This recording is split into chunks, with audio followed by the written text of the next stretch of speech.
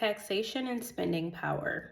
Congress may tax and spend in any way deemed necessary for the general welfare, a very broad power. Note, general welfare is an answer choice is usually correct only if the question concerns taxing, spending, or an area within Congress's limited police power, such as military, Indian reservations, federal land, DC. Taxes must reasonably relate to the revenue production, which is a low threshold. Penalties as taxes. Calling a measure a penalty rather than a tax is valid if it behaves similarly to a tax. Regulations. Congress can tax to achieve a regulatory effect if 1, the tax's dominant intent is to raise revenue, and 2, there is some reasonable relationship between the tax and the regulation, which is a low burden to satisfy. Regulatory spending. Congress can create a regulatory effect by placing conditions on its spending as long as it is not overly coercive. Police power. Congress has no general police power except for legislation concerning 1, military, 2, Indian reservations, 3, land such as federal land or territories, and 4, District of Columbia. The Commerce Clause gives Congress exclusive authority to regulate interstate commerce. Power to regulate infrastructure commerce depends on the nature of the activity, such as economic versus non-economic. So interstate commerce between states, Congress may regulate channels, instrumentalities, or economic activities that involve substantial effects on interstate commerce. Includes persons and things in interstate commerce. Note, this is a broad power. Beware of answers suggesting Congress has acted beyond its commerce power concerning interstate activity. Intrastate commerce within states. Economic activities. Congress may regulate commercial or economic activities if there is a rational basis to conclude that the activity in aggregate substantially affects interstate commerce. Non-economic activities. Congress may only regulate non-economic activity if it is a direct substantial economic effect on interstate commerce. So this is a tougher burden to satisfy. The Dormant Commerce Clause limits state laws burdening interstate commerce. Under the 10th Amendment, all powers not granted to the federal government nor prohibited to the states are reserved to the states. So this limits Congress's ability to regulate and or tax states alone. So Congress cannot require states to enact laws or administer federal law.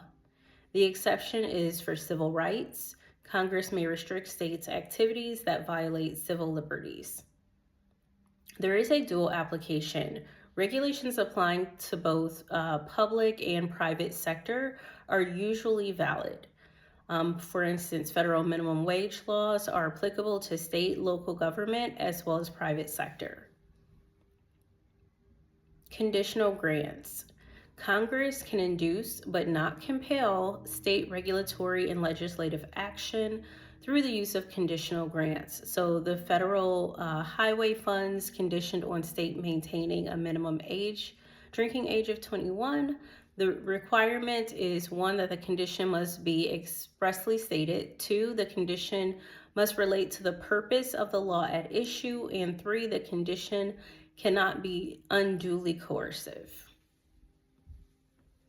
Congress has broad authority to delegate legislative power to executive officers and administrative agencies. Administrative agencies established by congressional enabling acts can create rules that have the status of law. Limitations on delegation. Congress must provide intelligible standards to define the scope of legislative authority it delegates. Congress may not delegate executive or judicial powers to itself or its officers. So Congress cannot create commissions that enforce or prosecute violations of law. Note, because the delegation power is broad, be wary of answer choices regarding excessive delegation as a limitation on congressional authority. Legislative and line item vetoes are unconstitutional.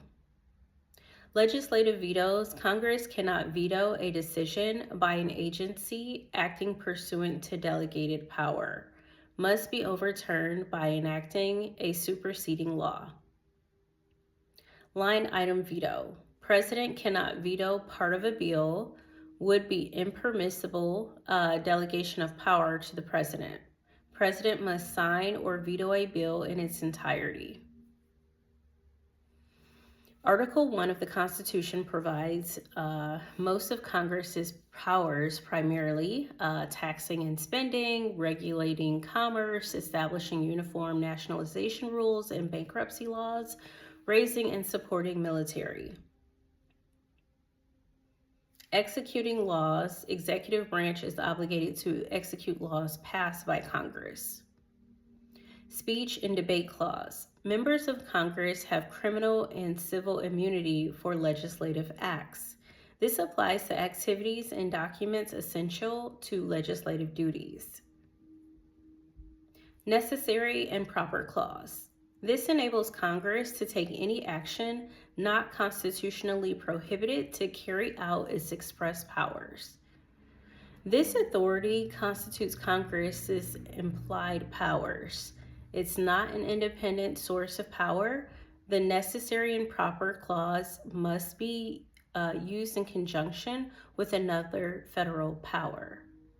Note, the necessary and proper clause is usually an incorrect answer choice because MBE questions regarding the Congress's power to act because the clause is not a source of congressional power on its own.